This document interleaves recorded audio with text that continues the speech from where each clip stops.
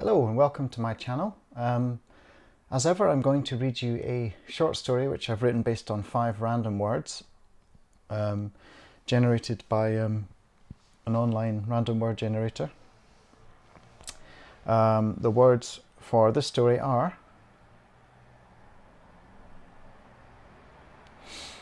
and this tale, which is number 88, is called Quarfberry Vodka. Lindy had given up trying to convince Alberto, her best friend's Jack Russell, to pose in front of the ornate horn of the 1906 Victor phonograph. Even smearing the inside of the flower-shaped horn with pâté had not helped. Alberto had just licked it off. Perhaps if she and Alberto's owner Chris had managed to get the phonograph to play, Alberto might have mimicked the famous head tilt of the old Victor, his master's voice logo.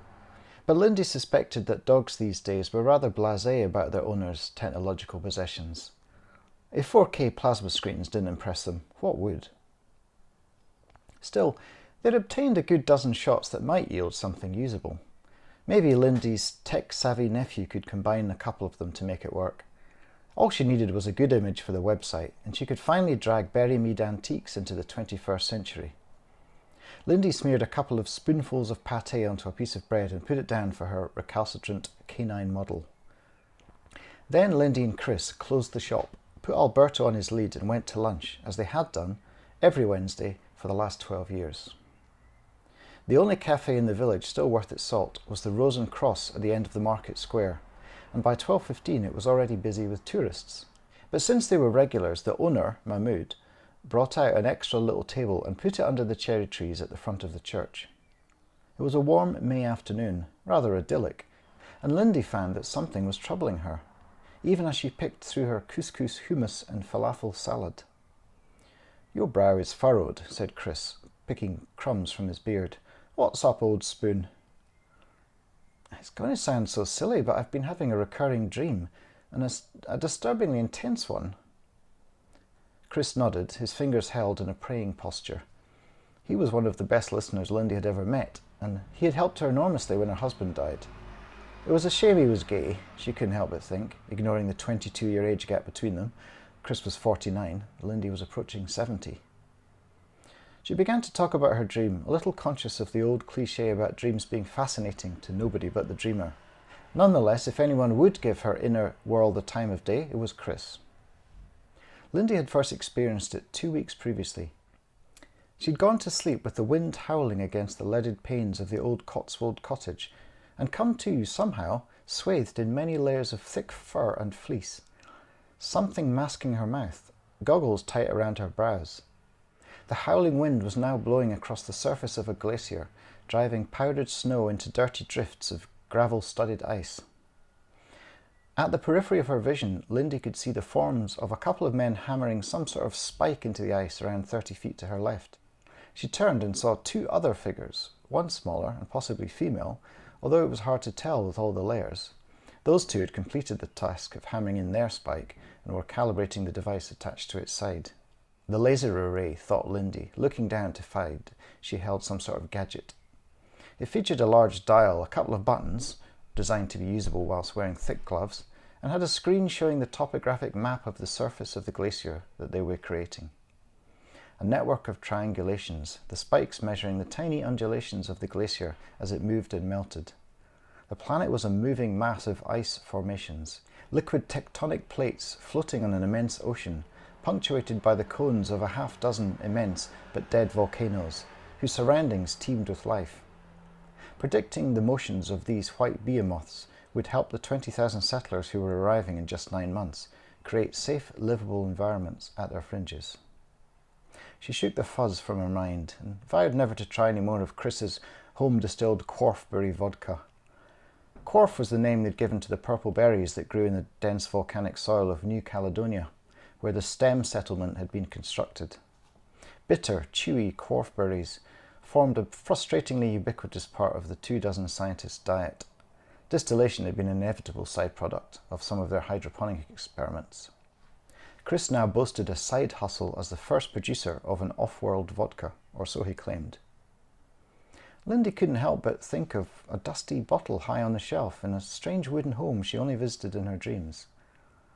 She still didn't know its significance, but in her dream world, the bottle of whiskey was connected to her dead husband. She was old in the strangely detailed and recurring environment of these dreams, and she lived on Earth, in a village that was almost hallucinogenically quaint.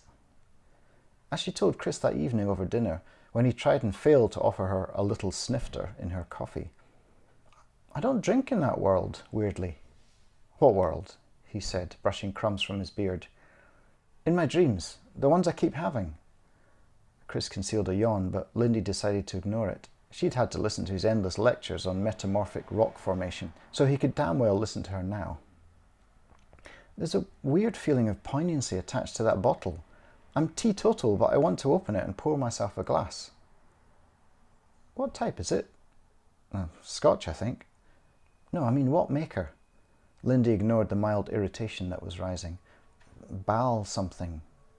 "Balvenie, nice." "Whatever. I have a desire to reach up for the bottle, but I feel insecure, like if I open it, or it might be off, or I might hate it or something." "Whiskey can't really go off." "I know, that's not the point. My husband has died, and this is his whiskey, and he never got to open it because he passed away. I think that's it." "And what do you do in this world?" "I seem to work in a shop selling old antiques. There's a bunch of those old record player thingies, you know, with the bell-shaped horns." "Phonographs? Where did you see one of those?" I've never seen one.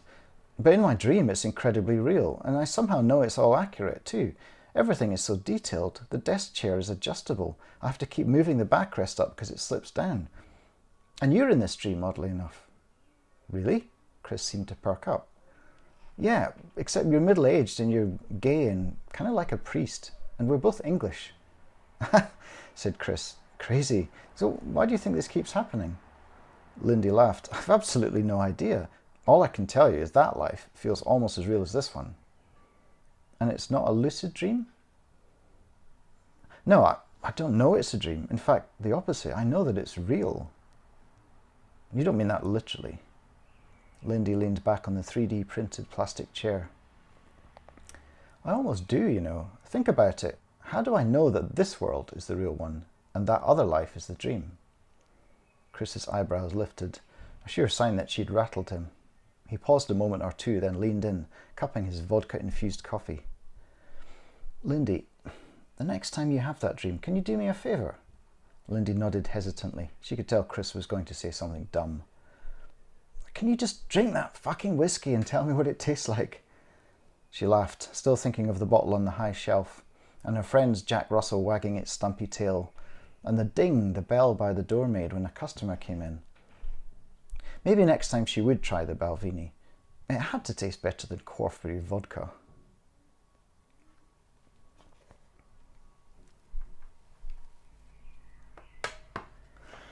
So that story is sort of a first experiment with an idea that I've recently been musing with, which is the idea of a novel that's in the form of two stories, each one dreaming the other one, which is kind of almost inspired by that famous MC Escher artwork of the two hands holding pencils and each one is drawing the other. So yeah, I don't know, it might be expandable into something, maybe with not those particular characters or scenes, but I like the idea of two parallel narratives and each one is sort of like a dream version of the other. Probably someone's done it, but I haven't done it, so I thought I would experiment with it in this story. And if you liked it, I would very much appreciate it if you would subscribe to the channel if you haven't already, like and share this story, and there will be many others. And I hope to do more how-to videos as well, or more pieces about the craft of writing. So I'll see you again very soon. Thanks for listening.